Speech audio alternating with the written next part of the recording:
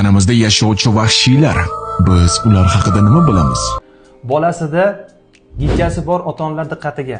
Mana hozir meni qabulimga bir onaxon kelganlar. Bularni nabiralarini olib kelganlar. Nabiralarda doimiy gijja kasalligi bor ekan. Shuni oqibatida tungi vaqtda to'shakka siyib qo'yish, ya'ni enurez kasalligi rivojlangan. Nima uchun? Chunki gijja tuxumlari tashqi anal teshik atrofiga tuxum qo'yadi. Bu kechqurun tungi vaqtda qichitadi va bolada reflektor avtomatik ravishda siyib qo'yishga sababchi bo'ladi. Hozir men sizlarga mana shu gijjani uy sharoitida to'g'ri hamda samarali davolash bo'yicha bitta layfhak o'rgataman. Buning uchun uy sharoitida oddiy tibbiyot vazelini hamda paxtali shariklardan foydalanasizlar.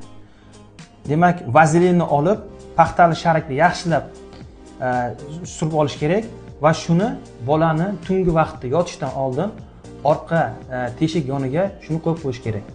Sababi vazelinga orqa chiqaruv teshik atrofiga chiqqan gijjalar yopishib ichkariga qaytib kirib ketmaydi.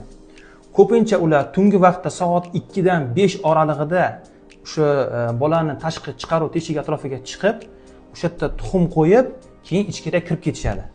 Shuning natijasida ular hech qachon tuzalmaydi. Bolada doimiy ravishda gijjani takrorlanishiga olib kelishi mumkin.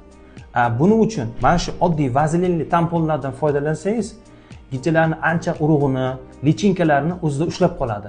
Bu bolani tezda gijjadan xalos bo'lishga yordam beradi. Bu videoni yosh bolasi bor bo'lgan ota-onalarga tarqatib qo'yishni unutmang.